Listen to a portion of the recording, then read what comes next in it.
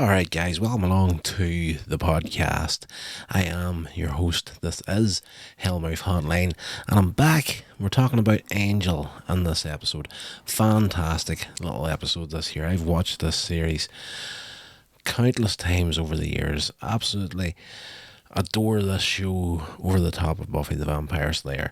Just a little bit more grown up and the stuff that it deals with and the way that it deals with it. And this one here is an immense little episode that deals with keyword trauma, major trauma, as the backbone to this story.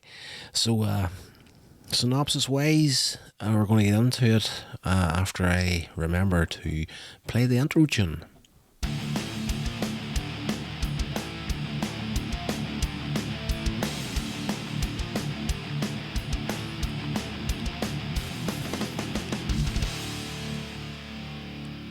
Alright, so we're into it with this.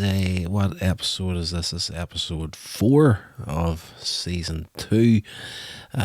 It's titled Untouched. Again, as I said, very good episode, this one here. We have a young girl that is in trouble, and Angel's doing his job to help her. And we get the vision of her in trouble. As per usual, you get that in the episodes where Cordelia has a little vision. Angel sees this girl in major trouble, heads off to help her, and Cordelia is like, oh my god, he's going to be too late. We cut to an alleyway. This young girl is getting chased by these two guys. She played a fantastic... Daisy McCracken is the actress. She plays Bethany in it. Does a fantastic job in this episode. Should say, prior to this, we do have a moment in Wolfram Hart where Layla is sneaking around Lindsay's office and checking out what he's up to.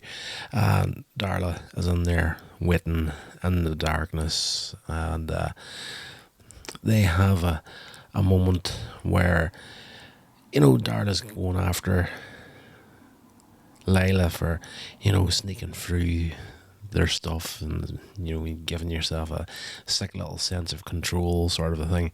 And then she starts playing with this here powder stuff that she has in a little vial, and this is the stuff that she's using to keep Angel sleeping while she's playing her part of trying to screw with his head. Layla questions this, and Darla's like, dreams are amazing things. You get to see the real people and all the little secrets that they're hiding. Layla's asking, what's in the secret little chambers that Angel has, and Darla simply says horrors. So we cut back over to the stuff that I already told you about, where Angel is still suffering from the not sleeping properly, and he wakes up. Throughout the episode, if he's asleep, you're getting moments with Darla and their memories of her, and each dream he's having is more sexual in nature. And we cut to reality during this. At times you see Darla is actually physically in the room with him. We did see that at the end of the last episode. But he wakes up, he goes down to the lobby, he hears Wesley and Cordelia bickering, calling each other names, and it turns out it started off with them discussing whether they should pay Gunn for helping them fight demons and that. As Wesley and Angel discuss the sleeping habits that Angel has, they're starting to delve into this with the other characters now. They're starting to notice, you're sleeping more, you're less rested, sort of a thing. Before I can get too deep into it, Cordelia gets the vision of the young girl in trouble. Off he goes. She's like, oh my goodness, he's going to be too late.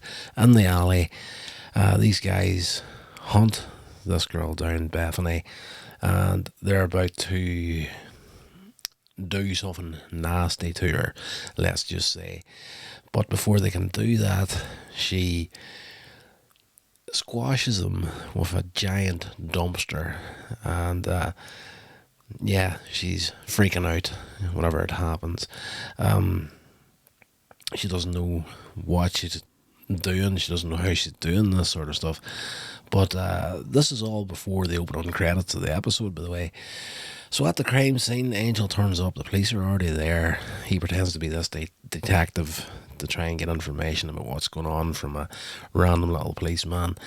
He gets inside an old building at one point and finds the young girl from the alley. She's panicking. She doesn't want to be touched. She doesn't want him to come near. She's like, bad stuff's going to happen. Just leave me alone. I'm upset. Bad stuff happens when I'm upset. She then impales Angel with a bar through his chest, and she goes to run away, like a warned you sort of thing. But she hears Angel getting up, and he's like, please don't go. So she stops. She relaxes enough to let him talk to her, and she's unwilling to give much information.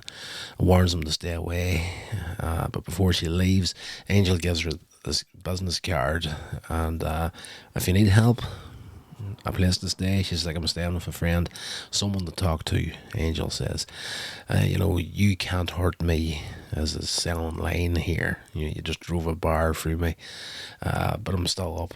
And she's at one point, there's a fairly funny line where he tells her his name, Angel, and she starts freaking out. Oh my goodness, I just stabbed an angel, I'm definitely not getting him to heaven now. And he's like, it's just a name. But she leaves anyway, gets a business card, heads back to her friend's house, and as she gets there to unlock the door opens, and Lila Morgan is standing there. Wolfram Hart's Lila. Yeah, she knows this can't be good. Gunn turns up at Angel Investigations, offering his help. Well, he's been called, and he turns up. Angel sends him out to find some information on the men Bethany took out with the dumpster. Over at Lila's house, there's the whole issue running through this episode as well of, are we going to pay Gunn? And of course, Angel is, it was like the whole thing in season 1 where, you need to start charging people money for helping them, and he didn't want to do it because he felt uncomfortable doing it. And it's like here again, offering to pay Gunn on a case-by-case basis. So this runs throughout the episode. Cordelia, funny little moment where Gunn turns up. He has a homemade axe with him that some of the kids from his camp made for him, and it's basically just a handle with a hubcap from a car sharpened. And he's like, what this is cool. But Cordelia's like, this guy can't even afford a real axe. You need to start paying him. Yeah, we cut over to the flat where Bethany is staying with Lila. We get a moment where they're talking.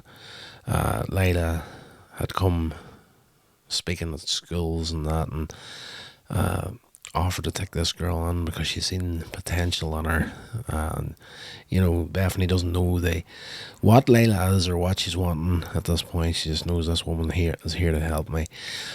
Later on, as she drifts off to sleep, she dreams of her abusive childhood.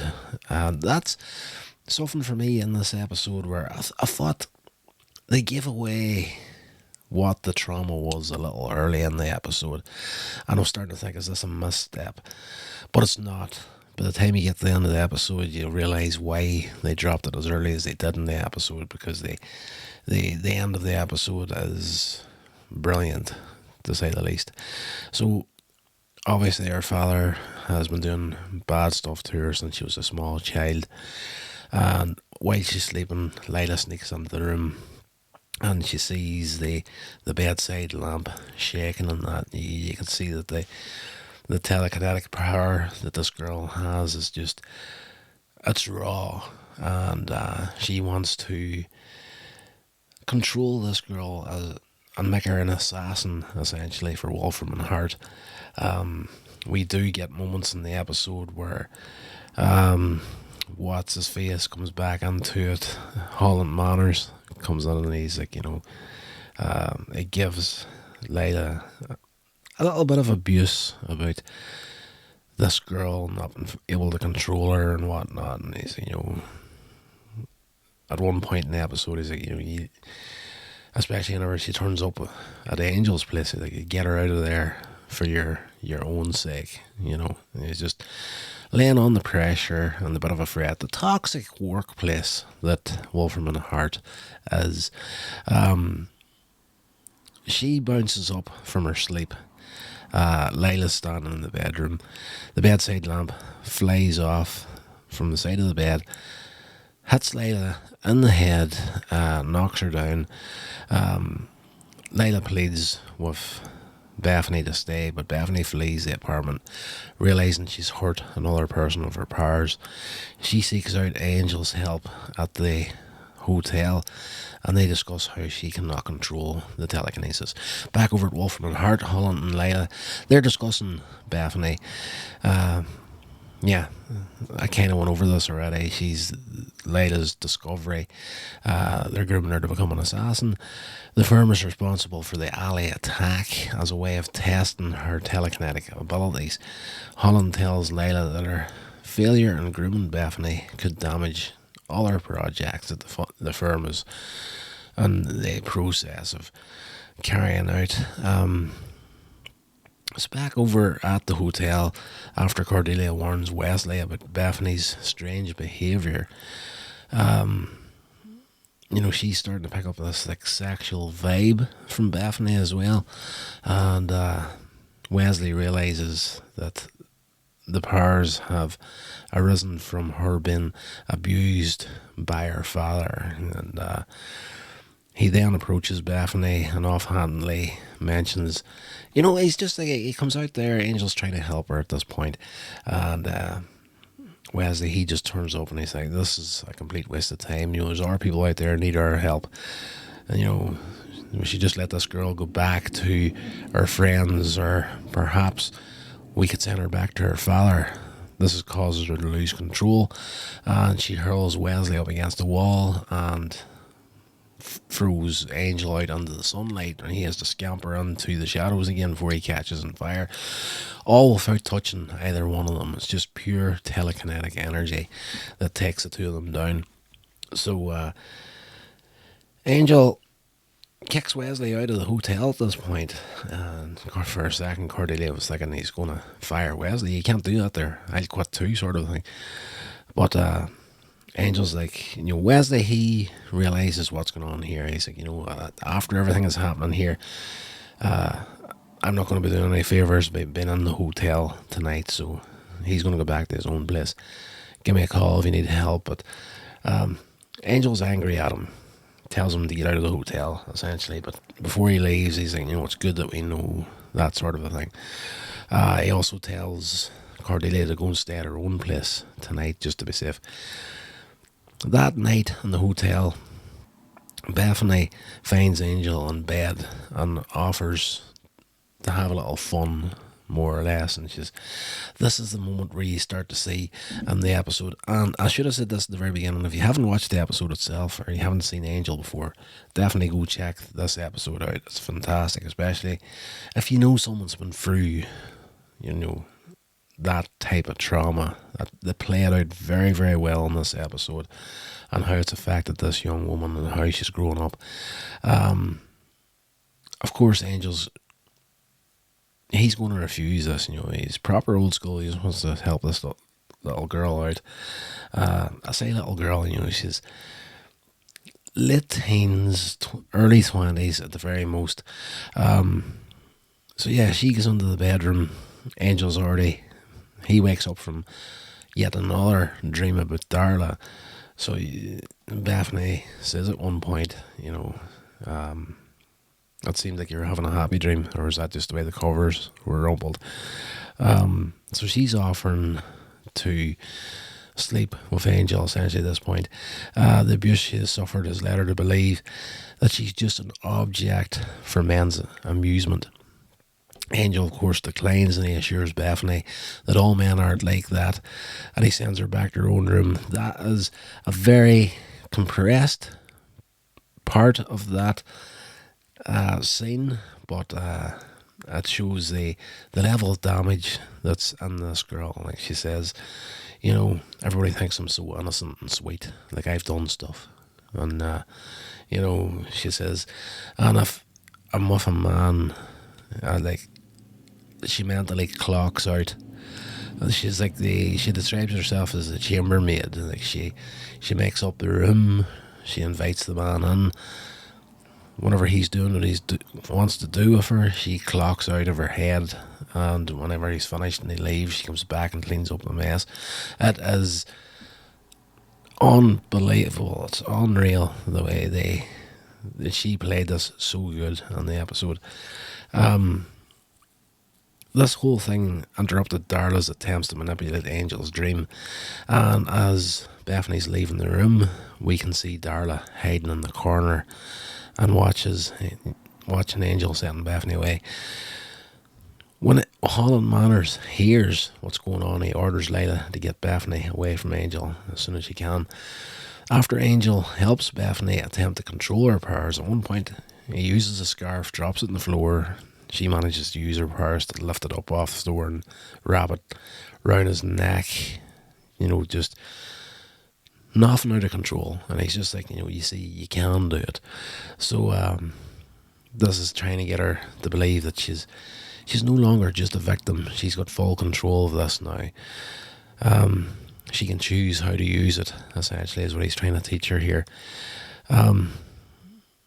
Cordelia warns her, at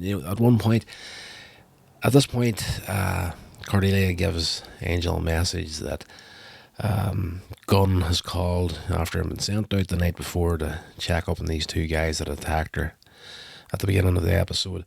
Off he goes to meet up with Gunn, and Cordelia heads off on a little shopping spree with wee Bethany with her.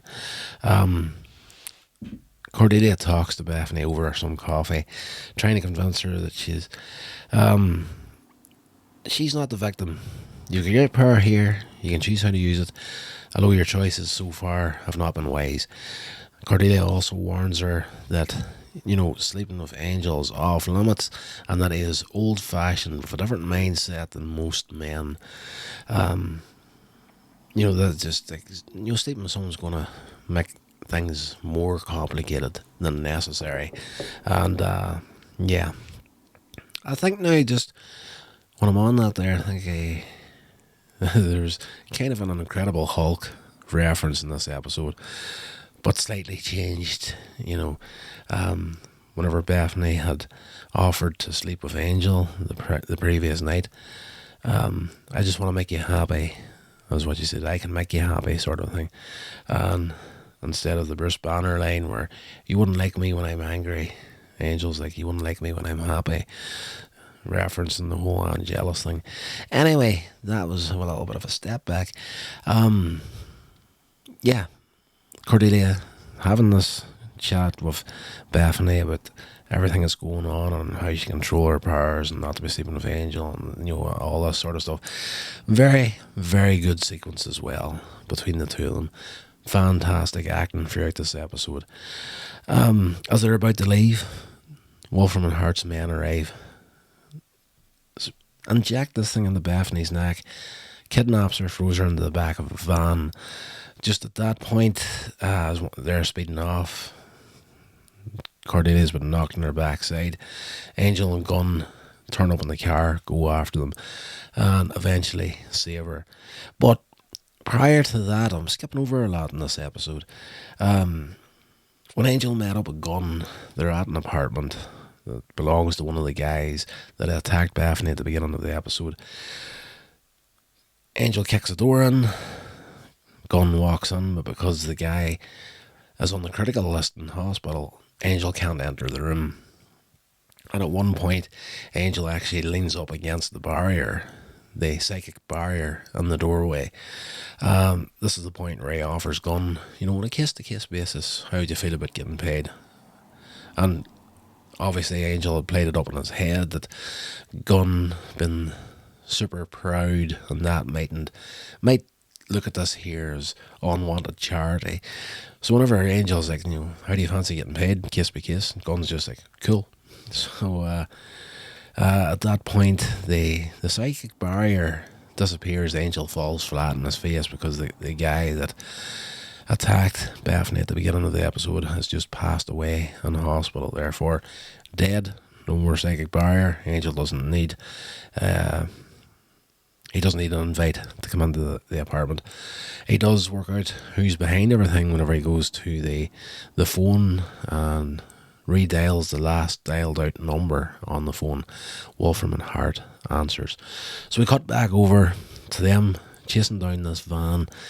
Angel jumps onto the bonnet of his own car. Gunn's driving, jumps onto the back of a van and manages to get in there. Beats the living crap out of the two guys in the back of the van. And essentially rescue Bethany.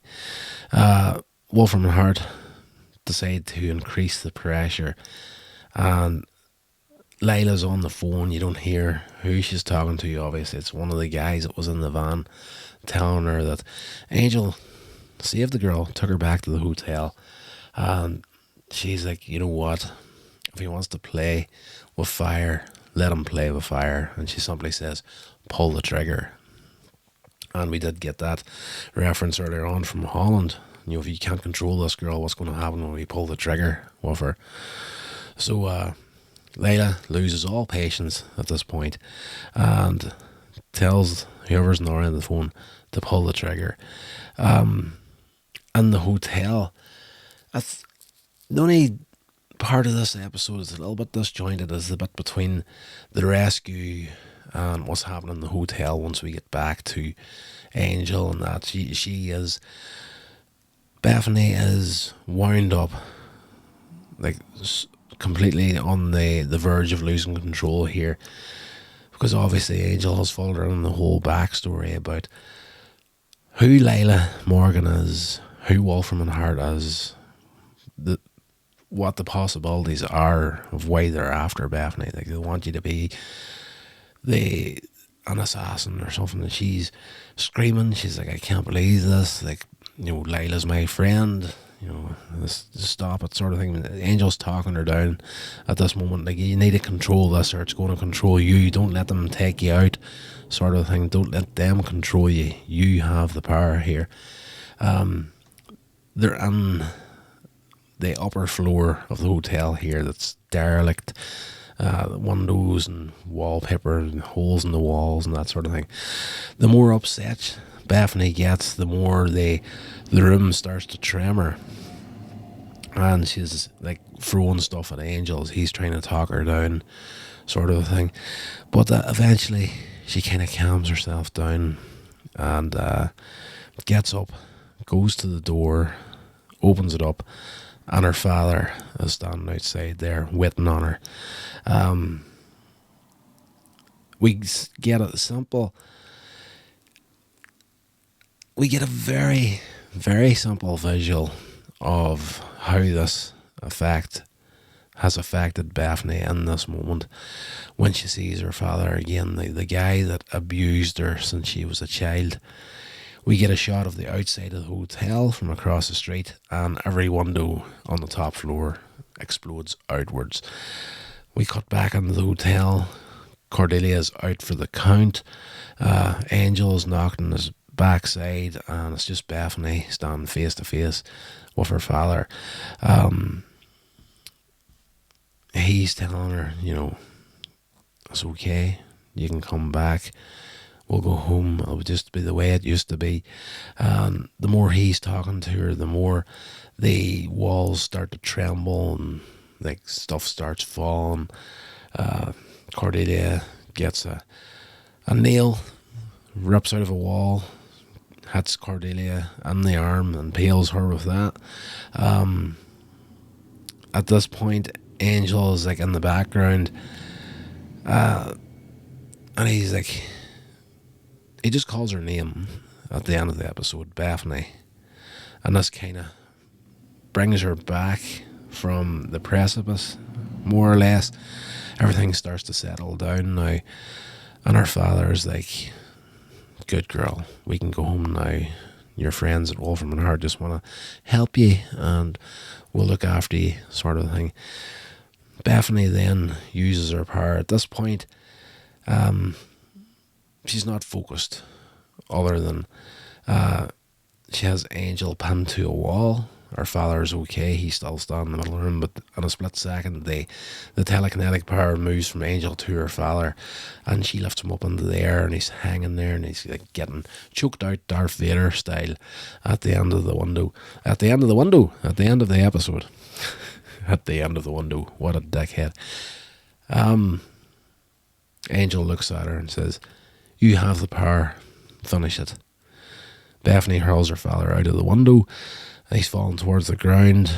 Just before he hits, she uses her power to stop him from dying, and he's just, for a moment, gliding there a couple of feet off the ground, and she lets go, drops him down, doesn't kill him, and she remembered Angel and Cordelia's teachings, everything they taught her up to this point. Control your power, don't let them use it for evil, more or less. So she proves that at the end of the episode, against the person that caused the trauma in the first place. We cut over to Bethany packing up at Layla's apartment at the end of the episode, and Layla's desperate for her to stay. We just want to help you.